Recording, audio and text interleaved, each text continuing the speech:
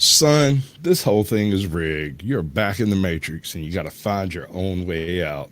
Mikey Mike, that's Mikey Mike's Life on Earth. How about them apples? Three, two, one, zero. You cannot subvert an enemy which doesn't want to be subverted. Subversion is the term, if you look in a dictionary or criminal code to that matter, usually is explained as a part of activity to destroy things like religion, government, system, political, economical system of a country. Starting from Hollywood movie makers to professors of political science and quote-unquote experts on Soviet affairs, Kremlinologists as they call themselves. No James Bond nonsense. The rest, 85%, is always subversion. Manipulation of terms. We think that subverter is a person who is going to blow up our beautiful bridges. But according to the law and law enforcement systems of the Western civilization, it's not a crime. Subversion can be only successful when the agent of subversion has a responsive target. Subverter is a student who comes for exchange, a diplomat, an actor, an artist, a journalist like myself. It's most of this activity is overt, legitimate, and easily observable if you give yourself time and trouble to observe it. Which means always a destructive, aggressive activity aimed to destroy the country, nation, or geographical area of your enemy. It's a two-way traffic. United States is a receptive target of subversion. From high atop the battlements of Castle Curmudgeon, where tomorrow we will be celebrating no lost time accidents for the entire year, and hopefully that lasts until lunchtime. Good evening, Mr. and Mrs. America and all ships at sea. Welcome to this very special New Year's Eve edition of the Blast Radius. Thanks ever so much for joining us. Here is your Decline of Western Civilization news roundup for the last and slowest news week of the year. The work week ending Friday, 29 December 2023. Dateline New York City, Monday, 25 December. Pro-terrorism dickheads spent Christmas weekend lovingly disrupting holiday celebrations all across the continent this year. Our continent, that is, with several hundred pro-Palestinian demonstrators descending on Rockefeller Center, carrying a bloody nativity scene and chanting Islamist and anti-Semitic slogans, providing yet more evidence, as if we needed it, that Muslim immigrants are all about seamlessly assimilating themselves into the rich, pluralistic social tapestry of Western liberal democracies and demonstrating the deepest, most abiding respect for the societal norms and cultural traditions of their adopted countries. And besides, if you've got a problem with blood-dripping nativity scenes in New York City or with a mob of mostly peaceful Hamasniks lovingly chanting "Gas the Jews" on a mostly peaceful night on the mostly peaceful steps of the mostly peaceful Sydney Opera House, then you are just an intolerant Islamophobic bastard who hates free speech, frankly, and we don't need you around anyhow, because your words are violence, asshole. Dateline Ottawa, Tuesday, 26 December. In a welcome and long-awaited development for people who think, correctly, that the highest expression of womanhood is a dude jamming a tampon up his ass, Canadian Prime Minister Trudeau, signed legislation this week that answered the prayers of the many tens and tens of Canadians who have spent years crying out for justice. Justice in this case meaning the right of sex perverts to get free taxpayer-financed tampons in every men's room in the Great White North. And speaking of that, Canada, I think we need to have a talk about that nickname of yours. Great White North just isn't very diverse and inclusive, is all I'm saying. But yeah, from Tuesday of this week and henceforth, you will never enter a men's washroom in Canada ever again without seeing a fucking tampon dispenser. Or man-pons, as they have been lovingly dubbed by the few Canadians who remain in possession of their mental faculties and a functioning sense of the absurd. But in the interest of equal time, let's hear it straight from the proverbial horse's mouth.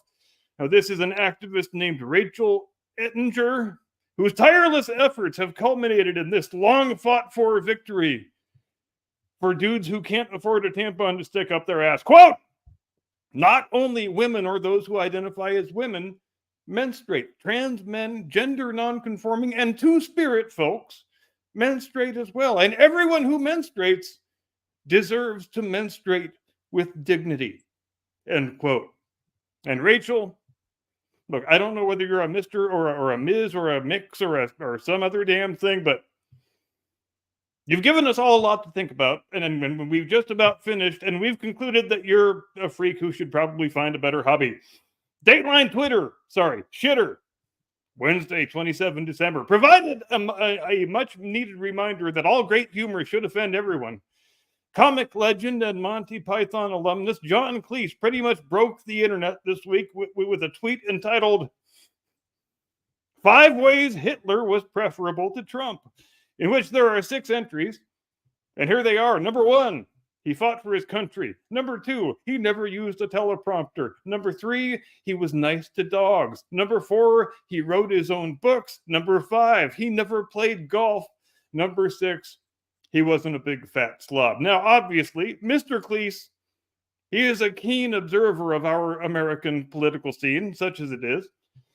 And it hasn't escaped his attention, though he's been a bit late to the party, because some of us were doing videos about this like 2 weeks ago, that are fake news media performance artists despairing over the fact that Joe Biden is hemorrhaging support on all sides and that they seem powerless to say enough bad things about Donald Trump to reverse this stubbornly persistent trend in the polling, have decided they have no better course of action than to just scream Hitler, Hitler, Hitler over and over again until Biden is somehow magically reelected, allegedly.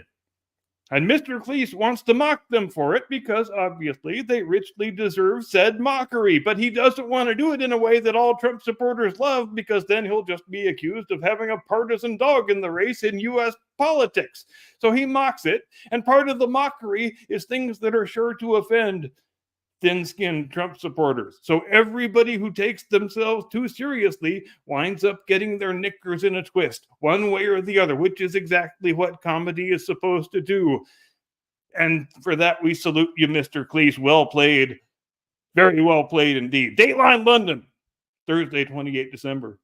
The Methodist Church of Great Britain has instructed its ministers, deacons, and elders to cease forthwith with the usage of certain offensive and outdated terminology, certain words that no longer have any possible currency in our new and more enlightened age. Words like trigger warning, husband, and wife.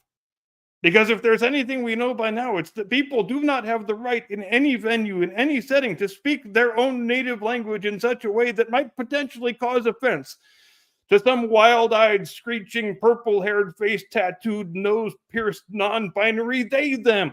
That's just not who we are anymore, damn it. And so kudos to the Methodist Church of Great Britain for taking this bold and very progressive stance against the evils of institutionalized heteronormativity and all the procreation and the nuclear families for which it stands. And I, for one, can't wait to hear the new British Methodist wedding liturgy, in which amorphous blob of humanity number 1 pledges to be a faithful and devoted life partner to amorphous blob of humanity number 2.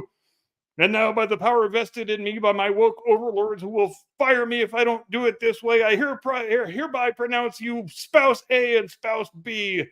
And so hit the fucking organ music, I guess. Dateline Austin, Friday, 29 December.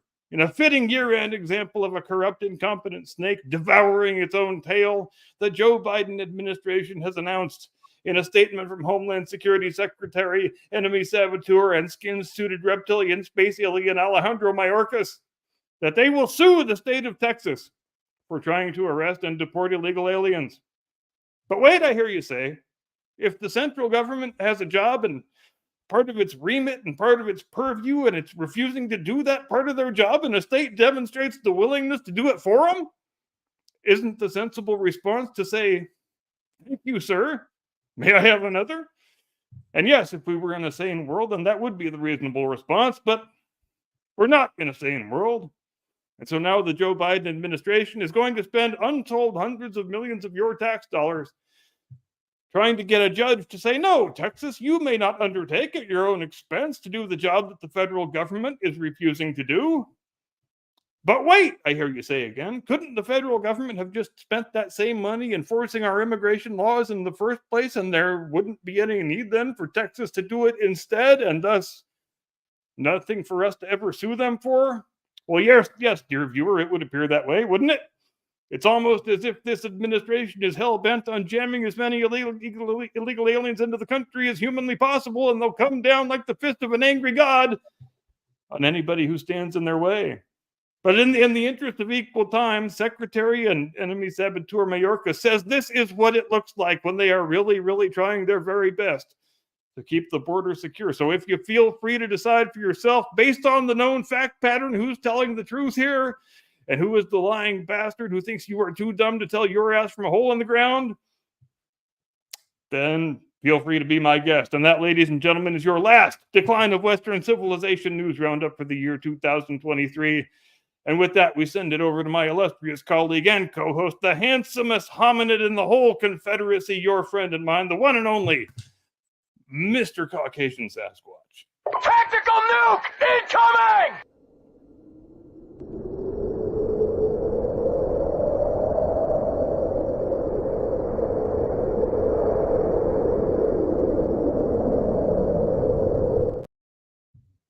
Good evening, ladies and gentlemen. Welcome to the Blast Radius with your humble host, Caucasian Sasquatch, and my illustrious life partner, Captain Curmudgeon. Now, I have brought life partner, baby. That's the way we roll. I'm the big spoon, what you don't know. All right, so what I have brought before us today is some discussion about the English language, because the English language, in my opinion, has been under attack for quite a bit, right? My opinion, too. Past 20 years or so, the various definitions of harmless words that have no bearing on reality have been altered into direct weapons to utilize against their political adversaries in ways most people haven't even considered. And it is a bold strategy when you get right down to it. When an argument starts not going your way and you respond by simply changing the language to comport with your own argument. And it's a bold move, Cotton. Let's see if it works out for them. It usually does. The Maoists take over. It usually does. It almost always does, amazingly enough. And it's because they take a two-pronged advance on a particular concept. The idea of moving the goalposts. We say we are going to fight up to this very attainable goal that is very easily done and no more. But as soon as you get close to that goal, they pick up the goalpost, move a little bit further and say, no, you haven't made it yet. We can get more progressive or even. Yep. So they do that both linguistically and politically. In literally every single bill, they advance their progressive agenda a little bit further. And whether it's drag queen story hour or coming after our Second Amendment rights, they refuse to take a step back.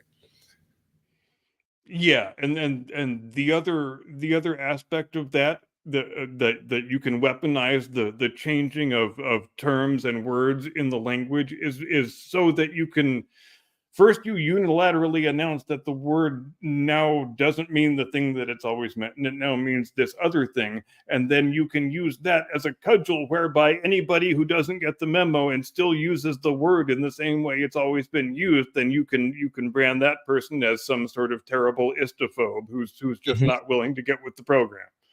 They got isms and tisms and ists for everything, and they sure enough do. It's all a matter of breaking you into smaller and smaller components so that you and your few people that you can identify as being like you cannot overwhelm the majority of the minority that you're now a part of. Yes, sir. This is why they tout democracy. Ladies and gentlemen, I have an announcement, and this is for even the people in the back.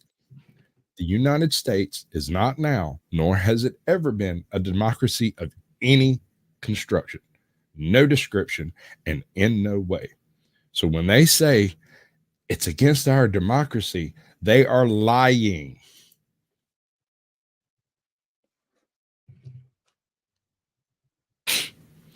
And our democracy in the common current parlance is just a fun little euphemism for things I don't like. Right. I sat and watched a video earlier of a woman going into absolute conniptions, calling this random dude a far right extremist because, get this, he wasn't wearing a mask and was wearing an American flag t-shirt. Wow. That was it. I don't know how she survived that ordeal.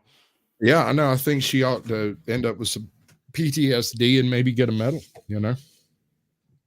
I think if there's not a 7-figure insurance settlement in that, then I don't know what the hell kind of country we're living in anymore, frankly.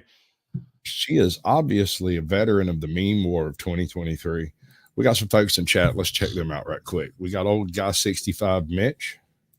I've been remiss on not telling enough people hello.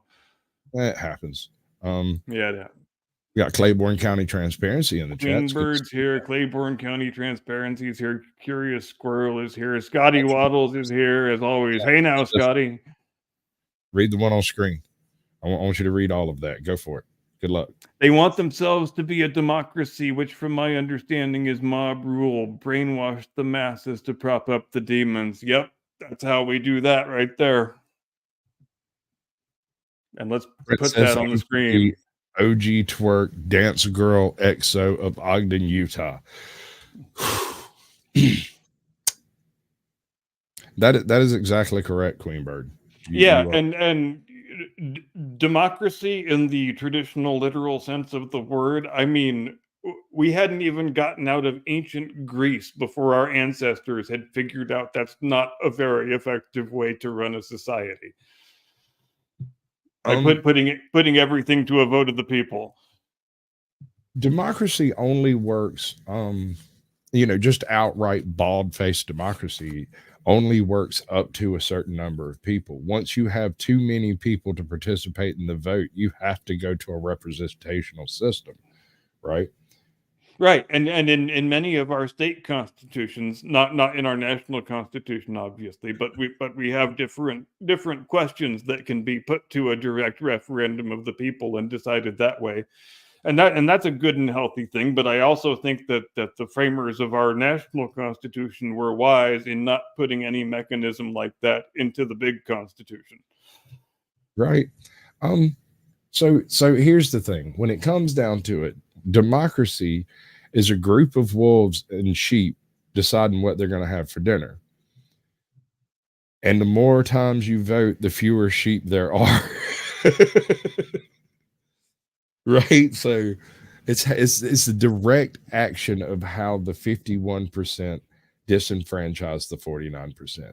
And the real trick to it is the real brilliance behind utilizing democracy to lead in socialism is because whenever you try to come at them with on a frontal point on any particular point, they change the language, change the perspective, and shift the goalpost, and then tell you were wrong the whole time.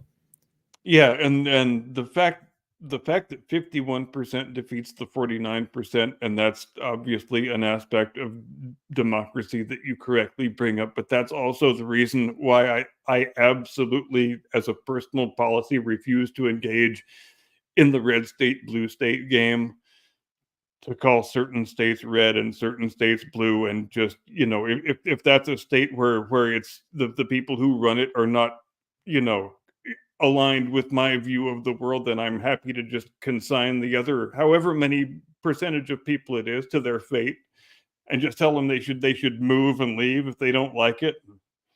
Which is something I hear a lot as a Californian, frankly, and I think I've developed a bit of a pet peeve about it, frankly. I could understand that. So here's our main problem when trying to define what people are and where they are and why they are what they are. Largely you find, and I'm going to use the colloquial blue-red teams, I'm aware that it's not a very valid. Oh, I know. It's fine. Go ahead. I got you. But I gotta have something to hang my hat on that we can both understand. In Georgia, it is a solid red state, with the exception of Rome, Athens, Atlanta, and Savannah. But those four locations are capable of outvoting the entire rest of the state based on population. And it's that exact same way in a lot of other states too, So, where you've got a few urban population centers that are able to outvote the entire geographical environs of the rest of the state. right, and that's the position we're in. Is we were a swing state for the past few elections, and but historically we're solid red, like, and numerically we're still solid red. It's just that those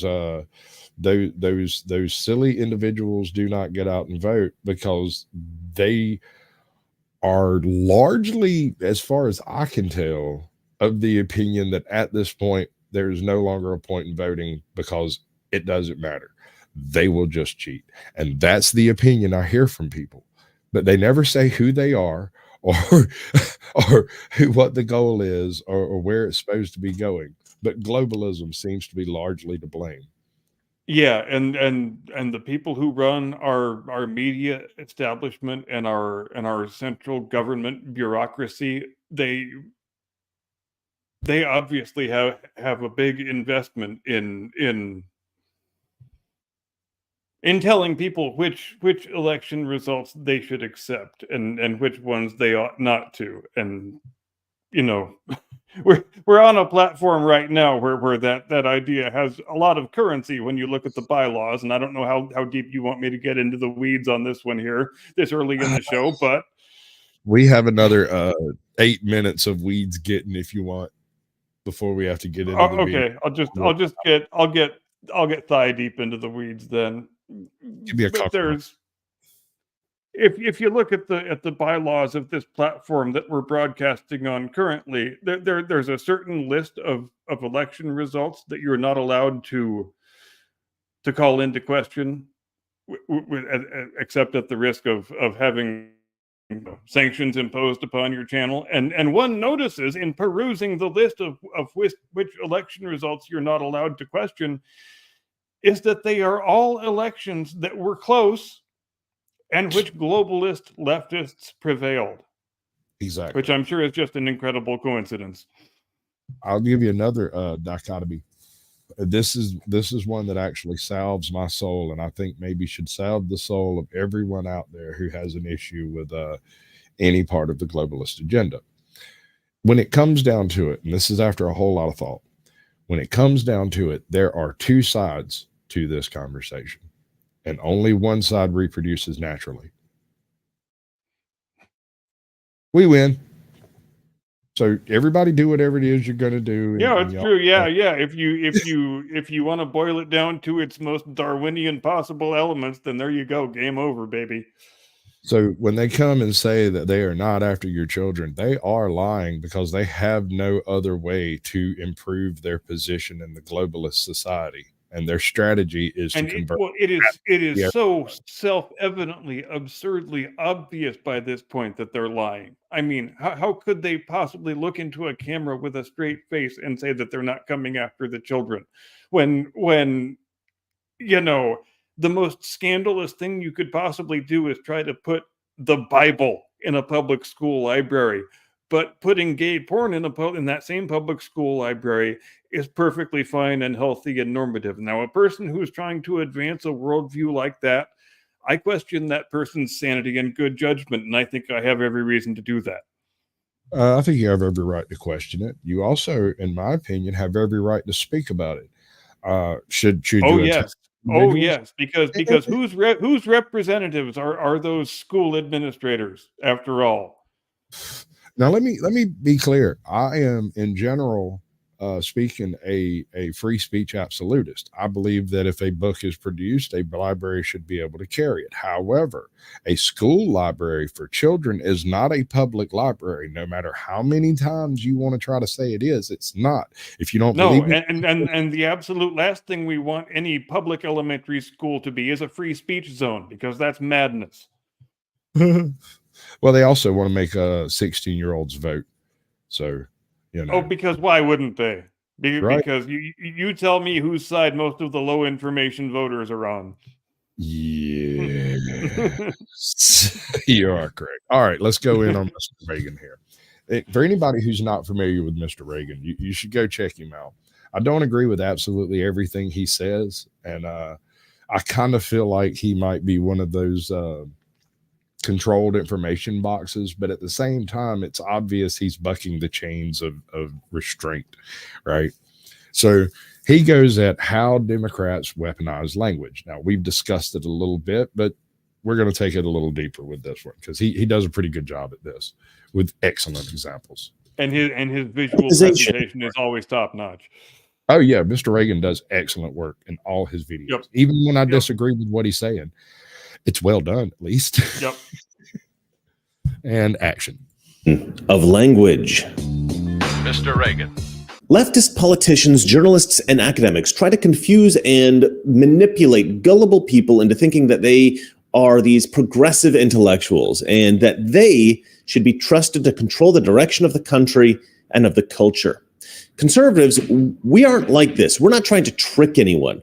Conservatives tend to speak clearly and plainly. We want our ideas to actually be understood. And this is because we're confident that our ideas are actually good. And there's my first point I want to make. The only reason you want to change the definitions of things is to cripple your opponent linguistically in debate. That's it. And to enable yourself to be able to call that person certain names for using words the wrong way. Yeah, isms, right. Yep. Exactly.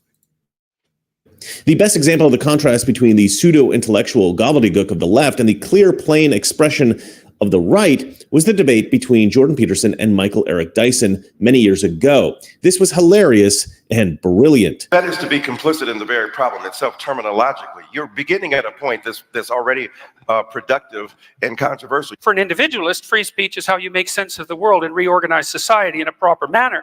But for the radical left type collectivist that's associated with this viewpoint of political correctness, when you speak, all you're doing is playing a power game on behalf of your group. And there's nothing else that you can do because that's all there is. White privilege doesn't act according to quantifiable segments. It's about the degree to which we are willing as a society to grapple with the ideals of freedom, justice, and equality upon which it's based. If it's not diversity, inclusivity, and equity as a triumvirate that mark out the two excessive left, especially equity, which is in fact equality of outcome, which is an absolutely abhorrent notion. If you know anything about history, you know that.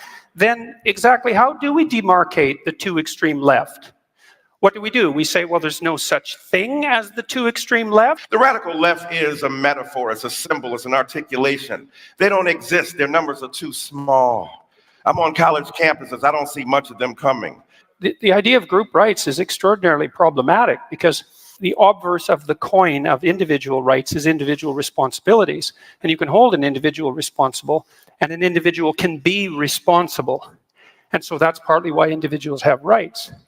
But groups, how do you hold a group responsible? Those who have been the deployers of power and the beneficiaries of privilege have failed to recognize their particular weight. Those who are part of group identities in politics deny the legitimacy and validity of those groups and the fact that they have been created thusly, and then have resentment against others. All I'm asking for is the opportunity. The quotation you talk about, the difference between equality of outcome and equality of opportunity, that's a staid and retried argument, hackneyed phrase derived from the halcyon days of the debate over affirmative action. Are you looking for outcomes that can be determined equally, or are you looking for opportunity? Let's assume for a moment that I've benefited. All right. You kind of see how this is going, right? I love me some Jordan Peterson. Oh, dude, Jordan Peterson, and I don't. All right, so this is kind of an embarrassing statement, and I'll go ahead and put it right out front. In a really weird way, Jordan Peterson saved my life. I had just gotten off dope. had just quit all the drugs, had just cut all that out of my life. And I was laying in bed one morning and woke up for no apparent reason and heard Jordan Peterson on like my audiobook play. And apparently it had ended and gone to the next video, which was Jordan Peterson. I was like, I have no idea what to do with my life. Clean up your room. Clean up your life. Straighten out your things. And I was like, that's a pretty good idea. And I didn't have any idea who that dude was. I got up, turned off the phone, and moved on with what I was doing. But I did the things he had said, and my life immediately improved. Just like flipping a light switch, these things worked, you know. So it's funny how that happens. It is. It is. But when You know, guys and there were back to the thing I was saying a few minutes ago. You could go back to ancient Greece, and plenty of philosophers would give a troubled young man the exact same advice that Jordan Peterson gives troubled young men today. Because human wisdom is an amazing thing, and we figured out a lot of things a long time ago, and we've still got them figured out. And just the packaging changes, and people forget them sometimes. But you know, sometimes it takes a certain man with a certain articulate power of articulation and ability to turn a phrase to really smack us in the head and make us aware of it again. Sometimes you just have to hear it said right. Yeah, exactly. And whenever you start mucking around with the definitions of specific words and altering the methodology and methods of the language itself, you muddy the waters of any contextual inference that you can make in language. The only reason we can have a reasonable conversation is because we agree on the definitions of certain words. Whenever you introduce new definitions that both sides haven't agreed on and haven't come into context or even colloquial use, there's no communication. You are crippling. It renders all words meaningless and all discourse futile. They specifically look for the words that are critical to your political debate and then attempt to subvert the definitions of those words into other definitions so that you can no longer use them in anything related to a normal debate, which is genius. because you desired a bit of colloquial, a bit of rhetorical convenience in some current day bullshit political argument. So you change the definitions of words that aren't convenient for you any longer in their current form. Exactly. All right, we're going to let this roll for a minute because he goes through a few more of these. From my white privilege. Okay, so let's assume that. That's fine. Assumption. That's what you would say. So, so let's say here. Let's get precise about this. Okay. Was that very individual of you? Let's get precise about this. Okay. Let's get precise. To what degree is my present level of attainment or achievement a consequence of my white privilege? And I don't mean sort of. I mean, do you mean 5%? Do you mean 15%? Do you mean 25%? Do you mean 75%? And what do you propose I do about it? How about a tax? How about a tax that's like specialized for me so that I can account for my damn privilege, so that I can stop hearing about it? Yes, I'm trying to corrupt them so they will be uncorrupted by the corruptibility that they've inherited. If we can agree, and we haven't, that the left can go to... Wait. I want to try that again. I want to... Oh, he just wrecked that man as badly as a man can be wrecked. Oh dear Lord, like you, dude. You couldn't get me on an airplane with Jordan Peterson. There's no way in hell. He's gonna tear up that left wing. I'm trying to corrupt them so they will be. Do it. No, go ahead. I'm sorry. I just let it roll. So that I can stop hearing about it. Yes, I'm trying to corrupt them so they will be uncorrupted by the corruptibility that they've inherited. If we can agree. Trying to corrupt them so they can be uncorruptible by the corruption that they have inherited, which is not even an actual sentence with meaning. And the people who make such fabulous livings off of this entire grift are people who say they don't like capitalism, which might Right? be the biggest irony of them all. Yeah, yeah. What do you reckon? All right, we're gonna get to the authoritarian regime at the end of this. We're not ready for that yet. We're gonna get there. Agree, and we haven't, that the left can go too far, which it clearly can, then how would my worthy opponents precisely define when the left that they stand for has gone too far? You didn't like equity, equality of outcome. I think that's a great marker. But if you have a better suggestion and won't sidestep the question, so let's figure out how I can dispense with my white privilege, and so that you can tell me when the left has gone too far, since they clearly can. And that's what this debate is about political correctness. It's about the left going too far. And I think it's gone too far in many ways. And I'd like to figure out exactly how and when, so the reasonable left could make its ascendance again and we could quit all this nonsense. Okay. All right. So I have one. We are seeing a fantastic example of why radical leftists normally do not engage in free and open debate with people who do not share their worldview. And without fail, almost always fall immediately to ad hominem attack. Yeah, absolutely. Yep. Attack your character, your position, your standing, your color, your immutable attributes, which are supposed to be protected. Place you in some box of their own creation and then attack you for being in the box. That's the only thing they know how to do. We have a winner. Bing, bing, bing, bing, bing, bing, bing. You win the $64 question. Exactly. And when they get to the upper echelons of the ability of a society to express themselves, they are equally subject to vicious recrimination and hurtful resistance. I've been fascinated by this conversation. Hold on a second. I believe that you can judge who is most on point in a debate by counting the number of syllables and paying no attention to the actual argument. Just figure out how many syllables they used in their answer, and whichever one used the most lost. It's probably a pretty reliable rule of thumb, I would think. Absolutely. There's been an enormous clash of cultures in the conversation. We've had, classic, if I can call it, huckstering snake oil pulpit talk, which is absolute Boom! fucking Boom! Dude, if words were violence, if words really Stephen were Fry, violence, you may now circle the bases. Yeah, you go ahead and take that round. You earned it, bro. Yeah, Well, take your sweet ass time in doing it. Wow, that was excellent. I like that. He has such an excellent turn of phrase sometimes. Oh God, I know.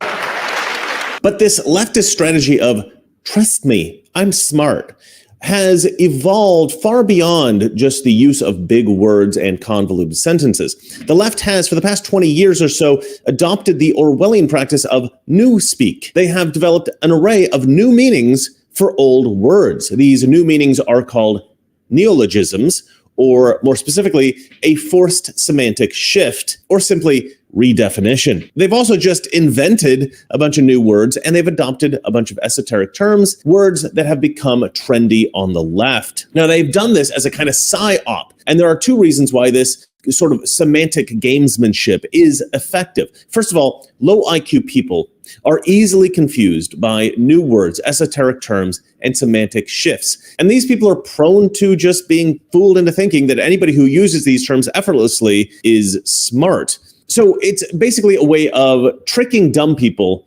into thinking you're smart. The second reason that this semantic psyop is effective is that controlling language is an effective way of controlling thought. If you redefine a known term, it may take those who reject the definition a long time to adopt this change, and they may never do so. And in the space in between, this provides an opportunity to trick a lot of people into thinking that those who have not adopted the term are evil. And that is the crux of the point.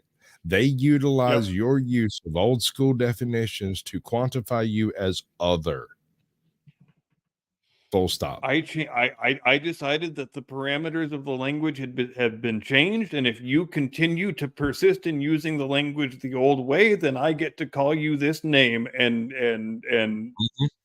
to discount whatever merit is contained in your argument based on that label. But yeah, just by attacking the quality of your character, or by your utilization of the definitions that are no longer in vogue. And because they have invented versions of the ad hominem that I could never even have told you existed. And then for that, I guess we need to tip our hats to them. Hey, like I said, it's absolutely genius. It's virtually impossible. Yep. The only way to defeat it is in winning the culture. You have to, typically politics is downstream of culture. These last 20 years has been something of a difference. Yeah, and the only way you can get away with any of this shit is by controlling each and every one of the institutions. Exactly, which is why I say we are the new media. We are the people who bring you the honest opinions. We talk about the honest stories, the real things that are happening that the mainstream don't want any part of. They don't want you to know about. And most of all, they don't want you to think it's ever even possible to have this conversation. And the money in your wallet is a more powerful vote than anything you ever do at a ballot box. Absolutely. That is 10 out of 10. You are absolutely correct. And I have been telling all of my friends for the past couple of years, I'm like, look, every time you come to one of these decisions where you can do the easy thing or the expensive thing, that's correct. Do the expensive thing. Vote with your dollar bill. Absolutely. All right, let's roll it on. The word gender is a great example of this. The left recently changed the definition of gender from the traditional meaning, which is biological sex, to a new meaning, which is how a person feels. So if you feel female, female is your gender regardless of whether or not this feeling conforms to your biological sex. And if you feel male, well, then male is your gender regardless of whether that feeling conforms to your biological sex. I'm so damn confused. Of course, this is not absolutely correct. I mean, you should be confused because yesterday it meant something totally different. But if you use it today in the inappropriate context, you have just committed a hate crime. Yeah, it's funny how that happens, that you can just change the parameters of the language each time something becomes rhetorically inconvenient, and all the changes happen so to make it more convenient for you to argue your position. I mean, it must be wonderful to live in a world like that. No, I kind of find it a bit of a clown world situation. That's why I'm calling all the trolls to put down your trolly ways and utilize them against the machine that's taking over our lives. Yeah, because how much of an iconoclast are you when you are shilling for the viewpoint of the richest people in the world? I mean, really, you say you don't like capitalism, but your views are in perfect alignment with the world's richest capitalists? I mean, do you not notice that until somebody slaps you in the face with it? Is that what it takes? Yeah, they are certainly raging with the machine. They are raging on behalf of the machine. You are goddamn right. Amen, brother. Not the definition of gender. Gender actually just means biological sex. But with this new definition, leftists have taken control of the debate about transgenderism. Now, leftists insist that gender is what defines a person and not their biological sex. Gender is all important and biological sex is irrelevant. And they are able to convince millions of naive university students that anyone who does not accept that trans women are real women, what I call extreme cosplayers, anybody who does not accept this is a bigot. And because conservatives have not adopted this new definition of the word gender, we are characterized as bigots. This phenomenon of semantic gamesmanship isn't just an effective political psyop, it's also super annoying. And so I posted a tweet asking my Twitter followers to present to me the new trendy leftist terms that they found particularly irritating. And you guys did not disappoint. I'll go through this list in one moment. First, of course, I have to sell you something. Chances are you've been... Are we going to let him sell us something? We're going to let him sell us gold, aren't we? Yeah, well, it's noble gold. So, I mean, like, if it's going to be all knobby, we got to let him sell it, right? I like the little horsey logo. That's kind of cute. Okay, we'll go with the horsey logo. Here before, the chaos in the markets. But we're not going to listen to it. Oh, Norris joke. We're going with half measures. Right? Why not? We've got to keep the show rolling, and my man's ad is not the best entertainment I've ever come across. The best entertainment I ever. No, but this is a solid video so far. Oh yeah, no, it's excellent. I wonder if he writes his own stuff. I'm pretty sure he writes a lot of it, if not all of it. Although I think you always have to wonder. I think he does have people that he's working with now, because he's been running around with Gorka and the other guy. I can't remember the other guy. Was it Sebastian Gorka? Yeah, because sometimes people try really hard to wanting you to think they're just an individual YouTuber out in the wilderness, when in fact they've got, probably a staff of half a dozen people working for them, writing their shit and doing their thumbnails and doing their edits and all that good stuff. Exactly. I mean, when you got 6 people working your background, it's a lot easier. I mean, just right here, just me and you, being able to have you be out front at first and letting me manage all of the bullshit in the backstage, and then being able to come out and have a decent conversation without any dead time. That is fucking awesome, dude. That's half a show by itself. I have no idea what I'm actually here for. You can press all the buttons, but hi. God bless the button pressers. That's what I say. God bless us, everyone. God bless Jim Eagle and Lorenzo and everyone. Damn, I don't have my email up on this. Somebody dropped my email in my chat for 420. We can discuss editing and methodology. We'll get you in backstage at some point, and I'll show you exactly how to go down doing that stuff. Let me unmute it and let it roll. You good? I'm good. I'm good. You excited? I'm excited. Titillated. In fact. Titillations. I want to go through are words that already exist, but that the left has redefined. All right, so the first word I want to talk about is the word ally. This term used to mean countries fighting together against a common enemy. Ally now means straight chicks who have lots of gay male friends who typically trick these straight girls into believing that they're too good for every great guy that they meet and convincing them to die childless and alone. An ally can also be absolutely accurate and a fact. Oh yeah, completely 100% on the money, dead center of the bullseye. And here's the really weird part about that. If you play your cards right, you can date the ally's girlfriend.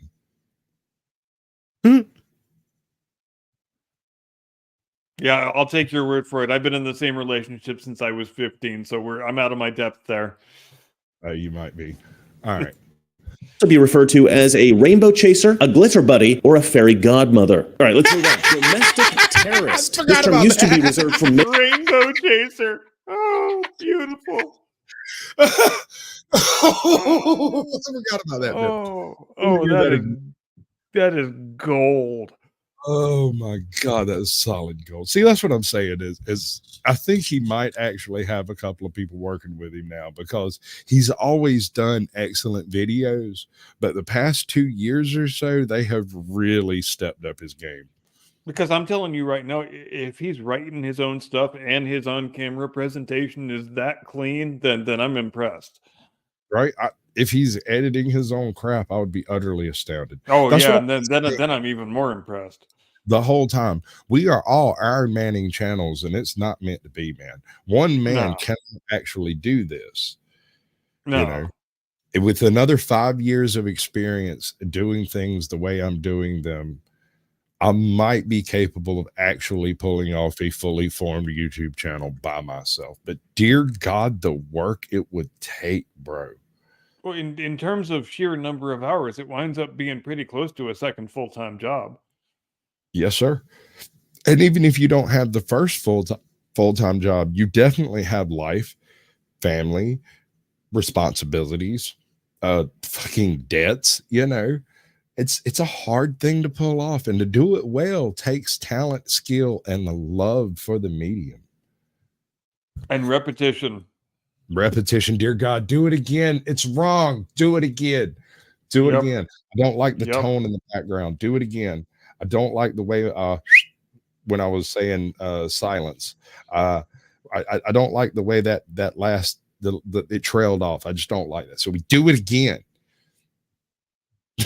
Yeah, and you might, and in the moment on the day, you might not understand the necessity of doing that, but on the day when you have to go back and look at a video that you did last year 365 days ago, you look at the video and you say, oh God, my videos look so much better than that now. I've always wondered if maybe oh yeah, y'all, at Scully's House of Thrillers, we did a reading of a Tarantino script for yeah, and I was Santa Claus. I might need the tape on that. I did it as Alex Jones. I was an Alex Jones Santa Claus. And I hadn't gone back and listened to it yet, but I had forgotten I'd done it. That's gonna be great. Oh Lord. All right. Sorry. I'm not gonna do an Alex Jones voice, I swear to God. Don't make me come over there and tell you exactly how many frogs are gay. I will put I'm gonna come over there and turn your fucking frogs gay. Them to die childless and alone. An ally can also be referred to as a rainbow chaser, a glitter buddy, or a fairy godmother. All right, let's move on. Domestic terrorist. This term used to be reserved for maniacs who blew up buildings and murdered large numbers of people in order to cause some kind of political or cultural shift. The term domestic terrorist is now used to describe anyone who challenges the deep state. This includes the parents of public school children, Catholics, and of course, people who make their pets vegan. That last one is accurate. Conspiracy theory. Now, this used to mean outlandish ideas that were obviously untrue, stuff that nobody believed except for a few kooks. And these things were usually pretty fun to think about.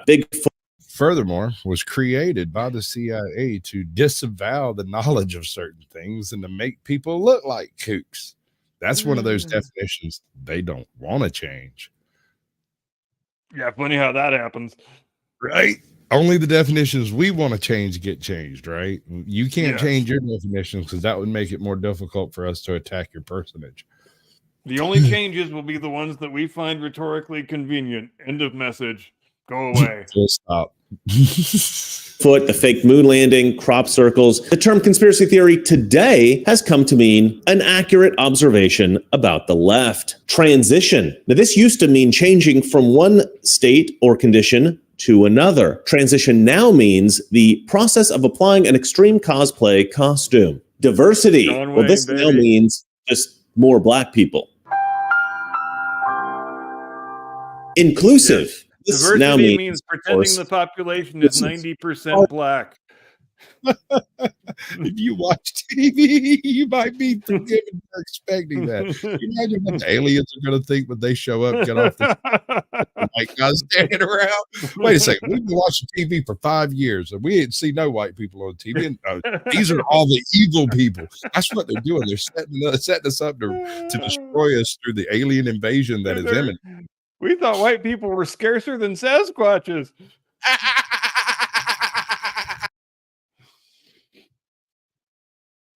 All right. This now means centrist. Fascism. Ronald Reagan defined fascism best, I think. You know, someone very profoundly once said many years ago that if fascism ever comes to America, it'll come in the name of liberalism.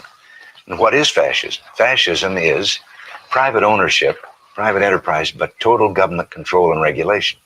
Well, isn't this the liberal philosophy?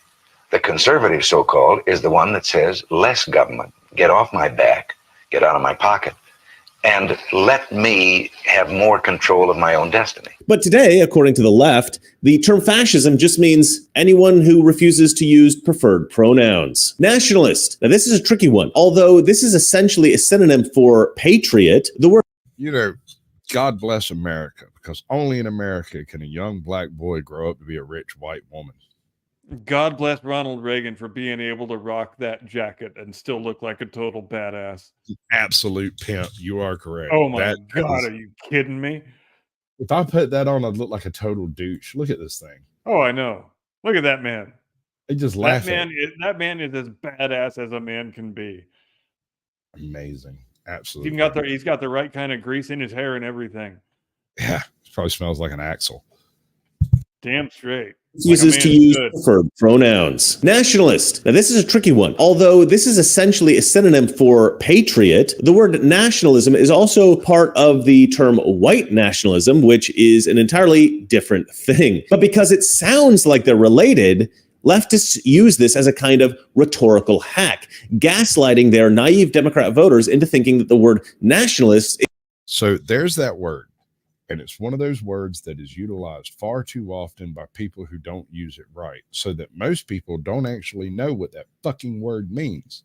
So that the actual sense of the word is completely lost. Right. Gaslighting.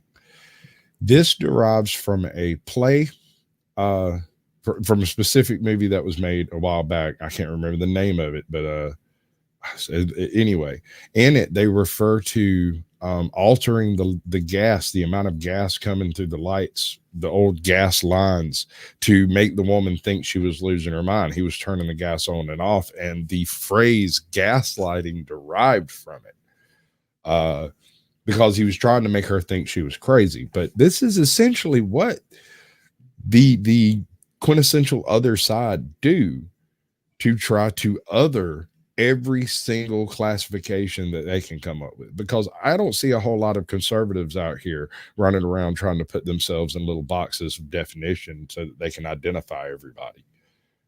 They're just farmers. It's true. Just you don't see that. There is no and conservatives don't make any attempt to completely take over and dominate entire industries and institutions and purge all non-like-minded people from said bodies. That's just because that's contrary to the way people on the right think about things, and that puts them at a disadvantage when the other side is playing for keeps on a field of their own choosing and their own creation.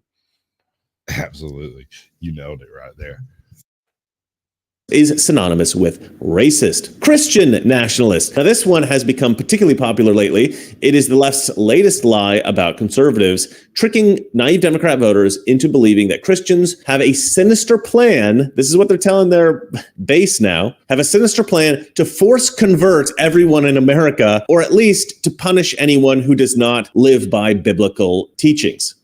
Yeah, that's what they're telling their base now, that all of us conservatives are Christian nationalists. That's their thing. But then there's probably the best known redefinition of them all, racism. Racism used to mean, and in truth it still means. I think maybe we should take a second on that whole Christian nationalist point while we still got the chance. Because as far as I'm aware, that's not even a thing. Yeah, I don't understand why Christian nationalist is supposed to be a pejorative. Yeah, I don't see. I mean that's the first stumbling block for me right there. Tell me why that's supposed to be a bad thing if you're both of those things. And I say that as an irreligious man. And I think as an irreligious man, I think we need a hell of a lot more Christianity in this country, frankly. And here's one of the foibles of being a conservative. I don't rightly care what you think, right? I don't care what you believe. You can believe whatever you like. We can even discuss it if I've got time and it doesn't irritate me. I don't have a problem. I used to think about 15 years ago, as I think a lot of other irreligious people thought also, that if there was a sudden and precipitous decline in public religiosity, it wouldn't necessarily be accompanied by a complete collapse in public morality. But in the event, I think that's the reality that we've watched play out. And I think I was completely wrong in thinking that. We are in the Pax Americana. If we don't save the culture itself, we will lose the country. Who was it that said you have a republic if you can keep it? Franklin.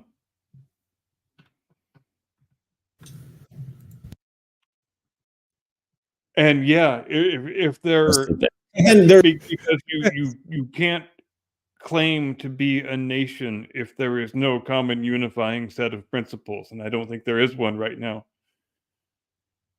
There used to be up until 5 minutes ago, but the certain forces on a certain side of the spectrum decided to do away with all that because they found it politically expedient and convenient. So here we are.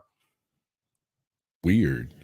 Is there a space on your StreamYards between comments over there? There is. That is weird. What is that? Yeah, that is strange. I'm sorry. The show must go on. Here, I'm going to look at it. There's probably the best known redefinition of them all, racism. Racism used to mean, and in truth still means, racial favoritism or hatred. The left now claims that racism is racial prejudice plus power. The definition is essentially the same as before, but now it's only applicable to white people. So it's essentially a racist definition of racism. And then there's the big one, the atomic bomb. These people have no concept of irony. This is why you don't find leftist comedians out there. But yeah, it's impossible to do partisan comedy. It can't be done. Right. It's just like I was talking about with the John Cleese thing and the news roundup. Exactly. Real comedy has to offend fucking everybody. Well, yes, it has. It must offend someone, or it's not comedy. It's not humor. No, but it can't only offend people of a certain political persuasion. Sure, it can.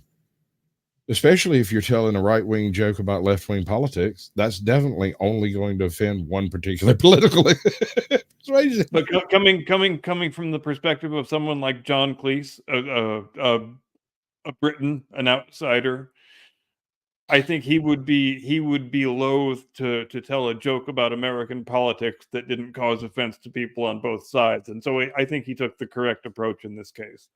Yeah, I'm not debating that point. I'm simply saying that humor by definition is offensive, and the left's tendency to try not to be offensive completely hamstrings their attempt at humor because they can no longer dispense with the callousness of laughing. Yes, because your incapacity for humor just makes you a much more tempting target for mockery. Exactly. It lets any of the people that are functioning against you on any level. In fact, one might submit that it creates a moral imperative for you to be mocked. That's where I was going. That's what I was fixing to say. Your presence makes it necessary to do so. Yeah. It's not me, it's you. Got a few more minutes of this and we'll be free. How you like that? Yeah, no, leftists can't joke. They can't meme either. They don't seem to understand that the purpose is not to make a point, but to make the point that your point is pointless. Well, no, when you're just shilling for the world's richest, most powerful people, there's a very limited mine of comedic ore that you're able to access, is all I'm saying. Right. And the whole concept of punching up, punching down, that does come into play, but at the same time, it doesn't hold a whole lot of bearing on whether or not a joke is funny. It might be too soon, it may be in bad taste, and you might not like that joke, but that's just you. Some of the exact same people who were camping out for Occupy Wall Street a little over 10 years ago are shilling for Wall Street now because Wall Street learned to speak wokesterese.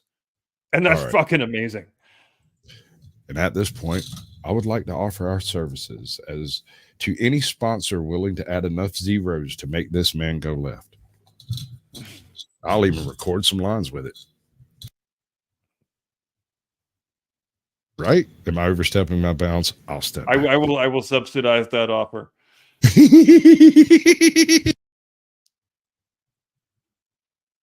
Bomb of all words, Nazi. The left says the word Nazi about as often as Samuel L. Jackson says the word fuck. But here's the funny thing about that. The overuse of this term by the left has actually rendered it entirely meaningless. All right, now, as I said before, the left does not just redefine old words, they invent a lot of new words. And let me tell you, there is a lot of them. All right, let's get into it. The first term I want to talk about, MAGA extremist. This, of course, means sensible person, neurodivergent, those with an And I don't know about you, but I have still never heard a good explanation for why a person wanting their country to be great is supposed to be a pejorative. Because you're not a globalist, you wouldn't understand. You're a nationalist monster. I'll make y'all a deal. All of you globalists out there, I'll make you a deal. You show me something from space that threatens the Earth, we'll negotiate this globalism concept. But until you show me some feckin' aliens, I'm down Sweet Home Alabama over here, man. Like, no. It's almost like the whole point of erasing national borders is so that all the worst people in the world get more powerful. There I go being a conspiracy theorist again. Never go full snowflake. You went full snowflake. Never go full snowflake. Never go full snowflake. narcissistic desire for people to perceive them as special because they think differently. The implication, of course, being that they're smarter than everybody else. Minor attracted people. You probably heard this. Minor attracted people, people who are attracted to minors. I want to bust that one down right now and say this is wood chipper recipient. All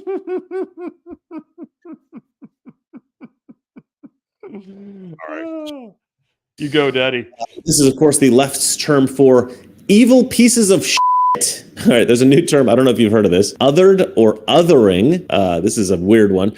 And this is the left's new term. This is true. It's essentially their new word for discrimination. You know, it's funny because they used to use discrimination, then they switched to marginalization, and now it's othering. Jimmy didn't know what the word othering meant, and so his Antifa friends othered him. Why is the left so weird? Why is the left so weird? And on that note, I would like some wokester to explain why calling a person an unhoused individual is better than calling the same person homeless. Or indigent. I always preferred hobo and vagabond myself, and I have continued to proudly use both of those words, but there I go, not getting with the program again. If you've ever hung out with actual hobos, they prefer the term hobo. If you've ever hung out with homeless people, they may use the term unhoused, but it's because they've heard it used, right? They're homeless. Some of them choose to be so. So trying to solve the homeless problem or the unhoused issue is a little more difficult than just putting these people in houses. To quote Bobby Hobby Lobby, they don't have the vocational training. All I know is I live in the nicest neighborhood I can afford to live in, and I got vagrants digging in my trash cans and junkies cooking up in the park, and that's why I put those lines in the song. Amen, sister.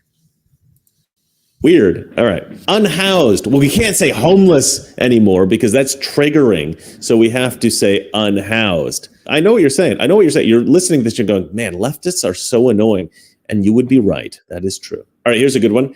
Lived experience. For leftists, these two words have replaced the single word experience, a word that is still used by us conservatives. My truth. This, of course, means not the truth. Also known as fan fiction. Yes. Also known as something that isn't true that I would like to be true.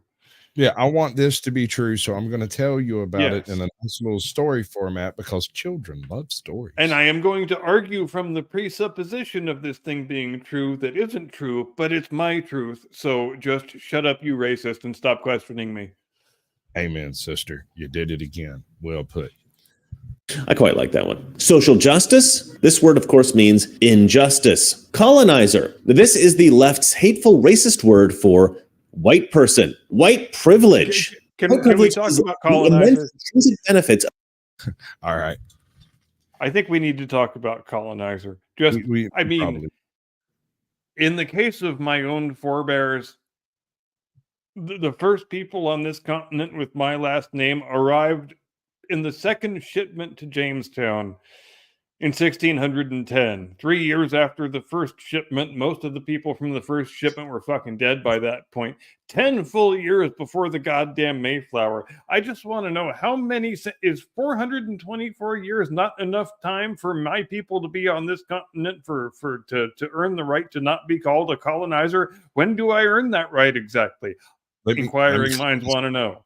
Let me clear this off up for you. I want you to go and look in the mirror, or maybe look right at your own image and tell me what is wrong with you. You raise a fair point. I stand corrected. All right.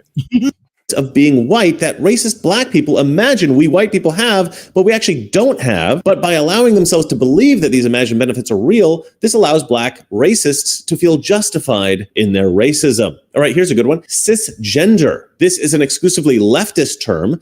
The rest of us tend to use the word normal. Gender non-binary. This term indicates a person desperate. He's got a point there now. Cisgender is one of my favorites. Like, I that really needs to be said now. It's used directly as a derogatory term. Yes, it is. You raise a good point. It is used exclusively as a pejorative. Exactly. And so it was specifically created by these weird language hucksters to offend you, so they could tell you you're being a bigot about being offended about a swear word they invented to represent you because they don't want to be othered. And so non-binary they thems can feel like they are the normal ones and you're the non-normative one. Non-normative. God. Non-normative, dude. Oh, let's go with it, dude. God, that made my head hurt. For attention. I feel like I could have made that one funnier. They can't all be gold, ladies and gentlemen. All right. Misinformation.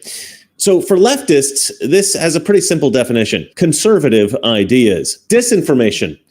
Also conservative ideas. Intersectionality. Black and gay. Coffee's good with cream, but better when it's black. Microaggressions. Anything ever said or done by straight white men. Actually, it goes a little further than that, because lately, in the past 6 months or so, we've had a handful of people trying to bring charges against each other of microaggressions inside of the intersectionality framework. That's beautiful. And it's just like I always say about the president of Harvard. A black woman named Gay is only one disability away from winning the woke intersectional Powerball lottery jackpot. If she was smart, she'd cut off her own leg and accuse her critics of ableism. Latinx, a term that Latinos find personally offensive. Decolonization. This is the expulsion of a dominant demographic group from a region with the intent to replace that group with another demographic group that is. He defines this a little bit off. He seems to be talking about the physical displacement of individuals, when in reality it is the physical displacement of individuals from positions of control and power. That's the only thing they care about. They do not care where you live or any of that stuff. You just aren't allowed to be on the town council. You can't be on the board of education. Oh yeah. It's all about the positions that you're allowed to occupy or not occupy. Right. And most, as in my experience at least, most conservatives I know would rather not have a public speaking type job. However, most progressives I know are perfectly willing to volunteer to work on the town council. They would dispense with their pay at first. Yeah. Is favored by leftists. This is also known as colonization. Cultural appropriation. This is the phenomenon of black people driving cars, flying in planes, and using electricity. Anti-racism. Racism. That's the definition. Homophobia. The fear of the awkwardness that will inevitably ensue when a straight man gets hit on by a gay man. Fat phobia, the accurate recognition that obesity is unhealthy and unattractive. not funny because he's fat. Existential Emotional damage. Oh, we're not going to talk about all the body positivity YouTubers who have dropped dead this year. Oh God, I was thinking about doing a whole show on that. It's what, like 13? You could do a whole show on that when you get right down to it. It could be done with an aerial photograph. Oh my God. Because there actually were quite a few body positivity YouTubers who dropped dead this year. That's all I'm saying. Yeah. I wonder how many of them were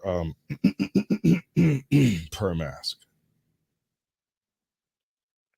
100%. I bet you. You. Yeah. threat, not a threat. How dare you? Bidenomics, disastrous economic policies. Equity. Equity is the practice of rewarding weakness, laziness, and failure, and punishing strength, hard work, and success. Again, not as funny as it could have been. I dropped the ball on that one, folks. I got to work harder on some of these. All right. Gender-affirming care. Child abuse. People of color, a racist term used to elevate everyone outside of the white race. Mostly peaceful. This, of course, means everything is on fire. I want to be clear in how I characterize this. This is mostly a protest.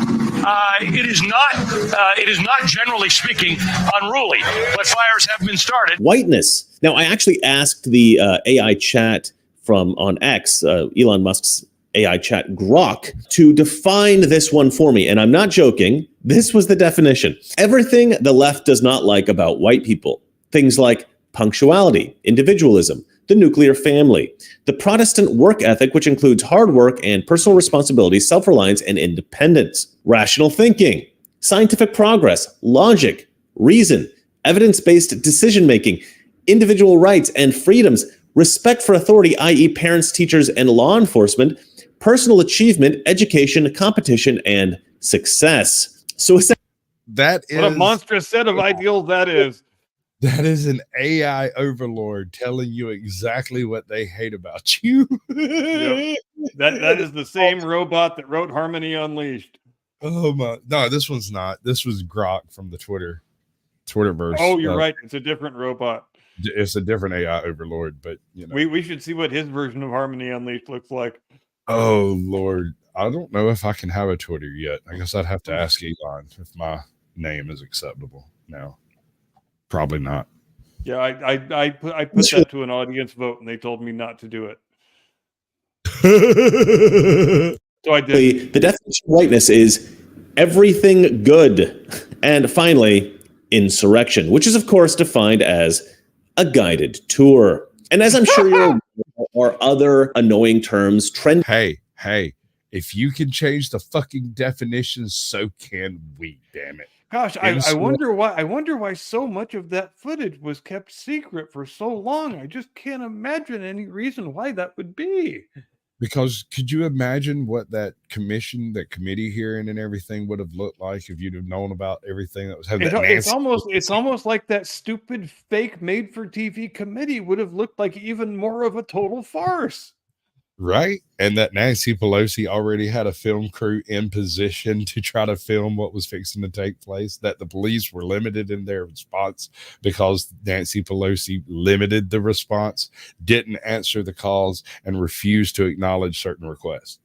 And moreover, as long as we're on the subject, how many times has FBI Director Christopher Wray been asked in under oath in how many different committee hearings to confirm how many FBI personnel were present at the Capitol undercover on January 6th?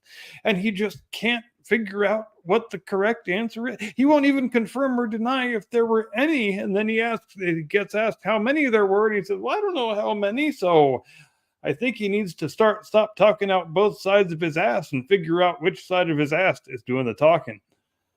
Right? I imagine his breath stinks. He's one of those assholes that fart in the tub, turn around and bite the bubbles. And he's very pleased with the smell of it. He's the kind of man who is incapable of any emotion except smug self-satisfaction. I'm not sure that qualifies as an emotion, but rather a state of being for him. Perhaps, yes. irritating. And the left's always going to be coming up with more irritating words. That's just the way of the Democrat. It's like Asians and rice, or Palestinians and anti-Semitism. It's just part of the culture. And so, as I said, with this insane control of the language, leftist politicians, journalists, and academics are trying to confuse and manipulate gullible people into thinking that they're smart. But I think people are starting to catch on. Even gullible Americans are starting to wise up to these idiotic tricks. And the more aware we are of them, the less vulnerable we will be to them. And that's why I make these videos, ladies and gentlemen. Now, if you made it through all of these, well done. All right, well, let me know what you think about this leftist Orwellian newspeak. Remember, buy all my overpriced crap on Teespring, or just send me money via Patreon, or send me a super thank. All right. So, and that's the thing he just closed with. That's not unlike the same reason that I started doing this. Just, helping people identify all the linguistic rhetorical bullshit games they play, and how to see through them and not fall for them. I've come to the conclusion that the only way to really win some of these situations is to not participate, but to stand as bulwark against it. It's like trying to talk to flat earthers. Anytime you have a conversation with flat earthers, you automatically lose, because you are wasting your time, effort, and energy on something that is a completely useless conversation. And it's like we were talking about backstage before the show. You have to somehow find where the dividing line is between not giving things serious rebuttal that don't warrant serious rebuttal, and actually taking the time to smack down the stupid idea like it deserves to be smacked down. And it's a difficult balance to find. It always will be. It is. And it's also difficult not to cross that line into animosity. I have no hatred in my heart for any of these people, but I do have a bit of animosity for some of the concepts involved, because I have no interest in living in a socialist hellscape. Right. And at the same time, I don't wish bad things to happen to any of my countrymen who haven't done anyone else harm. And that's what it comes down to. They are doing harm, though. They really are, because they are harming their own rights and protections so that they can get at you, so they can get at me. Yeah, well, they are falling for horseshit narratives that empower the worst people in the world and do result in actual harm being done upon the same people they claim to be agitating on their behalf, which I guess is the ultimate irony of the whole thing. That is a Robert Heinlein quote from Lazarus Long. Never teach a pig to sing. It annoys the pig and wastes your time. There it is. Heinlein said it better than I did. Oh yeah, no, he's an absolute boss. I have a whole bunch of quotes of his from. Oh yeah, I love me some Heinlein. It's all Lazarus Long quotes from like Time Enough for Love. So how'd your channel do this year? Give me the 3-minute channel recap for 2023 for Caucasian Sasquatch. All right. Well, I'm not gonna lie. I started out in a bit of a low slump and came up with the concept of putting in a whole bunch of shorts and just letting them fly and doing all the remix stuff that I've been doing. And quite honestly, that has been very, very effective, although it hasn't really expanded my live stream watcher base. That has still been done mostly by going to different channels and talking to the creators and either getting involved in their channel or helping them, recording some lines, helping them do some terms of service violation type stuff, or StreamYard, that type of stuff. And then they talk about me on their channel. I pick up a handful of subscribers that show up in chat. That's how you build your live stream chats, your live stream viewers. Your shorts will never do it. It'll just get you more subscribers, just like your music videos are less likely to bring in live stream viewers than live stream people, Right. So it's been very good, actually. I got a strike. I'm over the strike. I was banned for 7 days. I floated around as an unknown blue red-eyed snowflake somewhere, and I did some stuff and things happened, and now we're better. Yeah, you had to produce one episode of this very program incognito. I figured I'd follow the spirit of the strike since it was While I flew solo out front like a baby with no diaper. You're doing much better now, by the way. You're starting to kill this shit on the regular. All right, give us your background. Give us your update. Go for it, quick. The start of this year, I had been doing this for 2 years and 3 months, and I had 170 subscribers. And then on the 10th of July, I did a little, what I thought was a little one-time goof joke Johnny Cash parody video. That video is currently sitting on 412,000 views. It has never fallen below 1,200 views a day, believe it or not. 80% of my channel's traffic is still that video from the 10th of July. But that's fine. I mean, who would complain about that? It's one channel got the channel monetized all by itself. So this is actually a second income for me now, which it took several years, but it's nice that happened. It's never bad to have people send you money for the work you do, I don't think. But you know what I really, really, really would love to see to have happen in 2024 is, all right, I think 9 of my top 10 most viewed videos are parody songs, and that's fine. If the universe wants me to be a parody singer I shall be. I would really love it if I'm on 397 episodes of the mainline program, and not a single one of them has hit 650 views. I would like a regular episode of mine to get to 1,000 views, so that it gets to 1/417th of the business that my first joke parody video did. That was just going to be a one-off goof.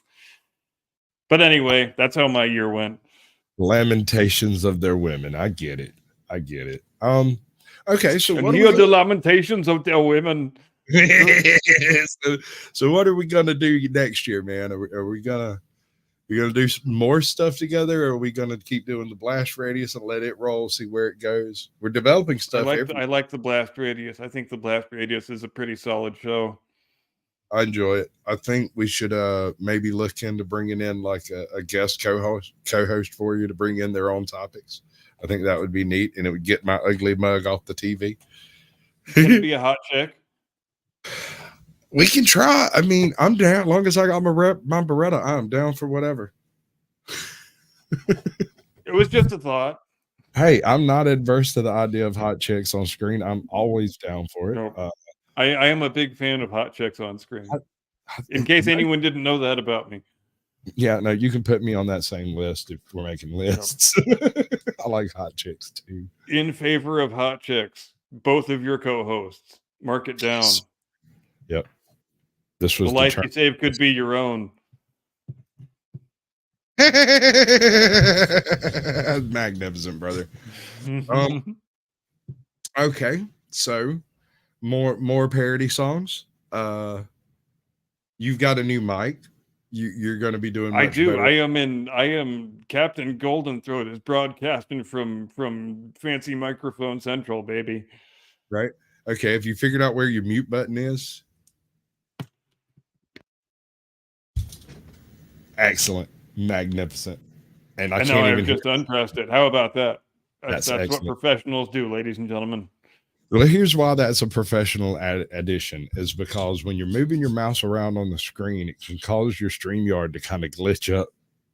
So if you're looking for the mute button and moving it around, other people will see you just kind of. That's nightmare. And obviously, many thanks to Lady Curmudgeon for the new microphone and the 2 new side lights. I am privileged and blessed. You know what? I've only got one remaining piece of original equipment now that I've switched out the microphone. The ring light is the only original thing from September of 2020 now. Yeah, I've been absolute hell on your set. I've destroyed everything that you owned. I know. I pushed it to the goddamn edge, bro. It's over there smoking. Like the proverbial bull in the proverbial china shop. Absolutely. Oh my lordy. All right, so I got the new long intro outro thing, right? Yes, sir. Indeed, I do. All right. So you've got about a minute. You got a minute of talking out, or you want to sit here and bullshit for another little bit? I can talk us out for a minute. I can tell bad Chuck Norris jokes. Go for it, brother. Do your thing. Ladies and gentlemen, thank you very much indeed, as always, for joining us here on this special New Year's Eve edition of the Blast Radius. We sure do appreciate it whenever you join us here on Sunday nights when we do this thing we do, as if and when you have the chance to be here. And we're looking forward to doing 52 more of these things in 2024, give or take, depending on certain personal and professional exigencies, but we take that as they come. So until next year or next Sunday, whichever comes first, have a great day and a pleasant tomorrow. Nurse your hangover well, because you got work on, Tuesday morning? Keep that in mind. I know I will. Until then, see you next time. Do not comply. Get off our lawn. 3, 2, 1.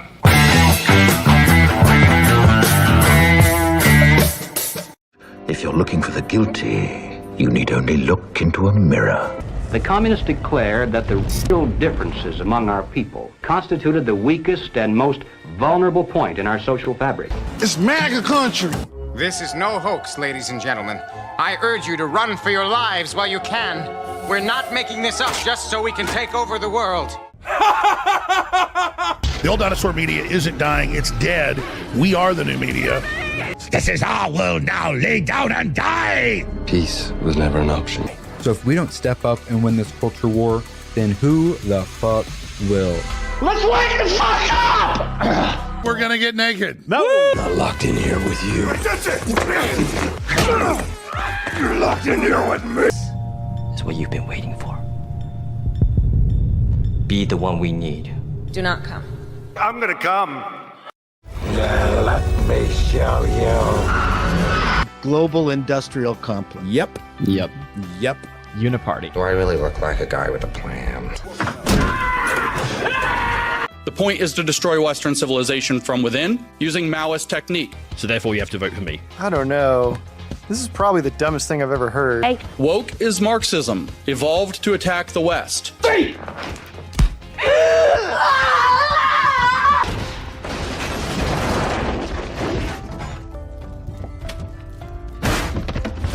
Stop giving up. It's only just begun! Now! Do it! Yes, you can! I'm gonna do what's called a pro gamer move. Just do it! Are people bitching about that? Some people. Of course they are. Oh, fucking hey. All right, got it. Yeah, too fucking bad. All right. Yeah.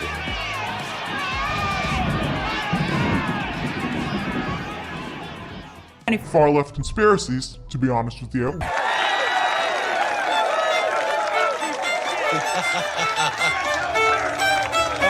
Ain't no single entity going to swoop in and save the day. You are going to be continuously let down if you place all of your hope into one individual. Instead, look inside and look around. We're doing this together. We all are fighting for the same thing, and we all see the same problem, and it's this... It's time to stop being an NPC, get off your ass, and join the meme war. Shame! Shame! No, I don't like you. Shame! If we were in the wild, I would attack you. I'm sick of it, man. I'm fucking sick of it. I will not do it again. Thank you. I wonder how many people feel exactly the same way. Be the beating drum at the head of the growing creative cavalry charge. Be vocal and profound in your passion for projects you enjoy. No more excuses. I've seen, I can't even compute all of it. It's so fantastical. You've not seen nothing. You ain't heard nothing. You ain't smelled nothing like this. I don't have words to tell you. A new world order. We are in the beginning of a mass extinction. Some of you may die, but it's a sacrifice I am willing to make. Hey, wait a minute. Now keep in mind, Operation Human Shield will suffer heavy loss. About it. You control population, you destroy the family, and then you you sow division. I mean, this is... You don't need a destination when you're running on an omnidirectional treadmill. We don't have enough time. There's too much CO2. Are we ready for a new world order? You'll never defeat the human spirit. You'll never defeat God. You'll never win. Pray that he is watching. Against all the evil that hell can conjure, all the wickedness that mankind can produce, we will send unto them only you.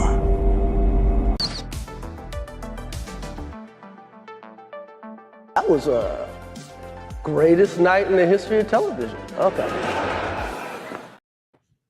Go out, do something. It's New Year's Eve. What are y'all doing here sticking around? There's 17 people sitting around in the backstage over here. Y'all are all just sitting there. You should be out drinking, having a good time. Go. The show's over. We're not doing this anymore.